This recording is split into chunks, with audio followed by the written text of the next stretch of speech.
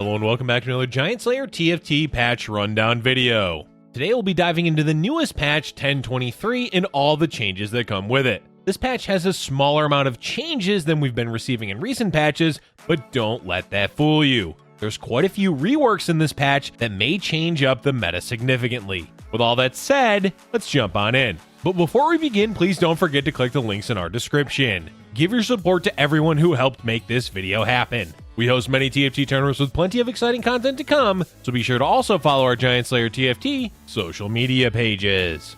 Alright, let's get back to the video. Before we get into the trait and champion changes, we have one system change to talk about. Basically, they've tweaked how champions move around the board. The intended result is to make the movement of each champion more consistent with expected behavior instead of some of the wonky movement patterns we've seen in the past. This should be much more noticeable at the beginning of the fight. Overall, what this means is less instances where your champions, especially melee champions, get stuck running around not doing anything. We've all had that moment where we watch one of our units do absolutely nothing for a few seconds, so this change may make that less of an issue. As we said, this patch is light on changes, so let's move on to the trait changes. First up, we have Cultists. Cultists are once again being changed as they still haven't found a comfortable place in the meta. Sure, they can do well early game if you high roll, but even then, the impact Galio has on a fight wasn't enough to even warrant picking up Cultist units unless you hit a Chosen. So what changes are coming to Cultist? Well, basically they're making high roll Cultist less of an issue while making Cultist more tempting in general. For starters, they're reducing the base health of 6 Cultist Galio to 1650 from 1750. But to compensate for this, his starting mana will now be 75 instead of 50. The health changes are quite impactful since Galio gains scaling health, so that really early 6 Cultist players won't be as hard to deal with. In addition to those changes, they are making 9 Cultist Galio immune to crowd control for the first 8 seconds after being summoned. It's a huge buff to late game Galio since it was common to see him get wrecked by CC. Of course, this change does mean that they had to lower his stats elsewhere, so his base health is going down to 2250 from 2500, and his base attack damage is down to 320 from 400. All these tweaks to Cultist should result in a slightly better early game Galio and a much more tempting late game Galio. That said, it's hard to say if these changes are enough to make Cultist a viable late game strategy. Whew, that was a lot of Cultist changes to talk about. Let's move on to the smaller buffs and nerfs, starting with Dazzler. Dazzler was quite influential in the 1022 meta, so they're targeting the value of splashing in only 2 Dazzler units. The attack damage reduction for 2 is going down to 40% from 50%. The trait will still be effective, but if you really want the additional attack damage reduction, you'll need to commit more of your board into Dazzler instead of just splashing 2 champions. Divine has really been underperforming after War Week ended, so to compensate those nerfs, they're rebuffing Divine true damage and damage reduction bonus back to 50% from the 40% they nerfed it down to before. Alongside that, they're nerfing 2 Divine slightly by making the duration only 3 seconds instead of 4. But they've also buffed 8 Divine as the duration is up to 15 seconds from 13. Now you may see these changes and say, oh no, Warwick is back, but keep in mind that the power of Warwick and Divine was due to Static Shiv. While it is possible Warwick will be strong once again, it's unlikely that he'll dominate quite as hard as he did during War Week. If anything, these changes should hopefully bring back Divine into the meta as it fell off relatively hard after the hotfix nerfs a few patches ago. We all know Hunter is doing a bit too well right now, so they're nerfing the bonus damage across all tiers. The damage will now be 125, 150, 175, 200% from 150, 175, 200, 225%. While the 25 damage reduction at each tier is rather significant, it is worth keeping in mind that it's still a big burst of damage since it's coming from multiple sources every few seconds. Hunter should still be viable, just not quite as strong as it was in 1022. If you enjoy the thrill of being on an insane loss streak to get extra loot from Fortune, then this patch is one for you. They added new loot tables for 10, 11, and 12 loss streaks for Fortune, so enjoy even wilder payouts. And the last trait change for 1023 is to Keeper. Keepers just don't do well past the early game as the shield buff and duration is generally not enough to bother with. It's not uncommon to see 2 Keeper played because of Riven and Azir, but overall the shields in the late game just don't do enough. Thus, they're trying out a buff to the duration of Keeper shields at higher tiers of the trait. Instead of 8 seconds at all levels, it's now going to be 8, 10, 14 second duration. 14 seconds is a lot, so they're lowering the amount of shield for 6 keepers down to 350 from 400. While increased duration sounds nice, the issue with keepers isn't really how long the shield lasts, just the fact that it dies relatively quickly. But that's also due to no one ever actually using 6 keeper, so maybe the duration buff we'll see pop up as a viable late game build. That's it for the traits. Let's now move on to champion changes. Up first is a big change to how Aphelios functions, or more specifically, his turrets. What they're changing is that his turrets will no longer trigger on-attack effects or grant him mana. So items like Rage Blade or Static Shiv will no longer work with his turrets. But on-hit effects will still work, so it's not all doom and gloom for Aphelios. Of course, this is a pretty substantial nerf to Aphelios, so they are giving him some compensation to make up for it. His starting mana is being drastically reduced, as it's now going to be 40-80 from 90-180.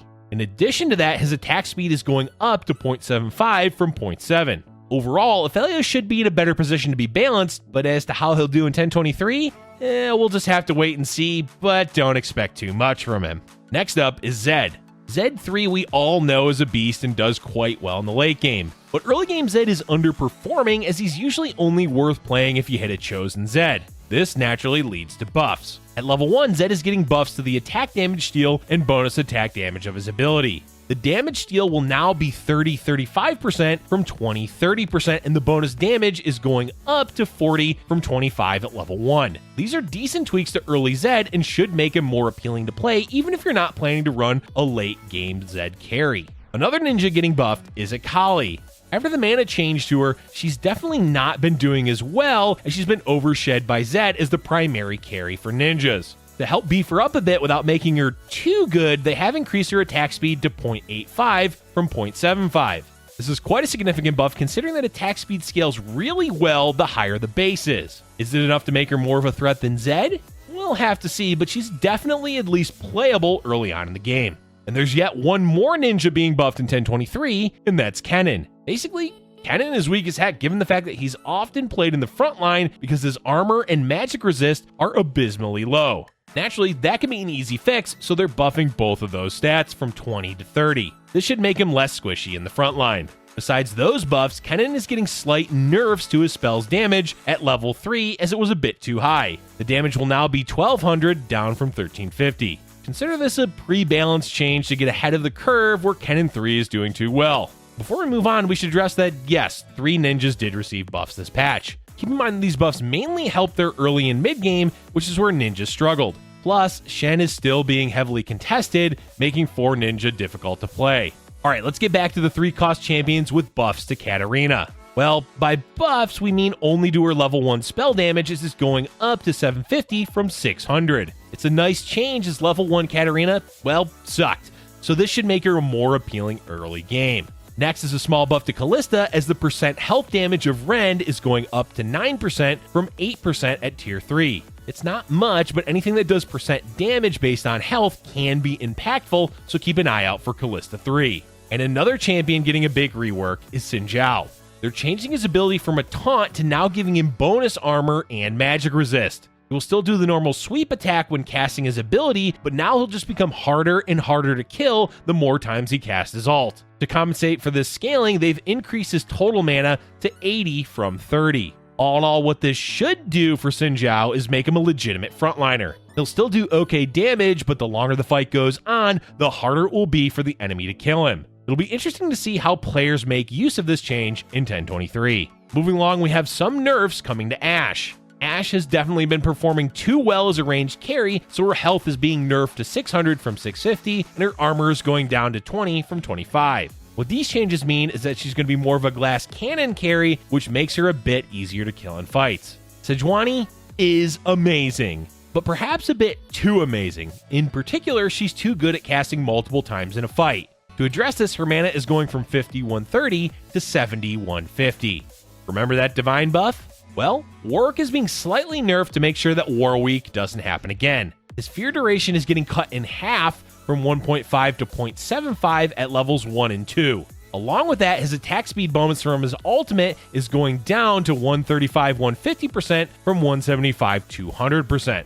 Hopefully these nerfs will make it so War Week isn't an issue again. Okay, the last two 4-cost champions to talk about are also getting small reworks. First, let's talk about Ari. Ari has an issue where tweaking her damage is not enough of a balance change, as she's either way too good or quite bad. To work around this, they've made it so her Spirit Bomb can now actually be interrupted. What this does is when she gets interrupted while casting, which includes being in a revived state like Guardian Angel, she'll cast early and the size of the impact will be reduced. This should bring actual counterplay against her. To compensate for this change, they've buffed her damage slightly to 500-700 from 475-675. Talon is next for the mini rework, as the way his ultimate targets is being changed. Instead of going after the highest damage dealt, he will go for the lowest armor. This opens up counterplay through items, as you can give Chain Vest items to your carry to keep Talon away from them. The other change to Talon is that the time of his leap after a kill is being increased, so he won't instantly hop from target to target. On to the 5-cost champions, starting with Lilia. Lilia is still underwhelming, so they're buffing her again, but this time by changing her mana to 80-120 from 75-125. Lee Sin is getting a major buff in the 3-star variation, basically making him a god.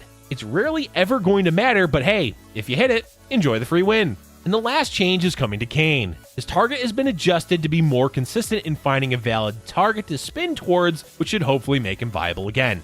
That's going to be it for today's video, folks. As we said, this is one of the smaller patches in terms of number of changes, but there's definitely a lot of interesting reworks that may have big implications for the meta. Let us know in the comment section below what you're most excited for with the new patch. Thank you for watching, and if you're enjoying our content, be sure to hit the like button and subscribe for future Giant Slayer TFT videos.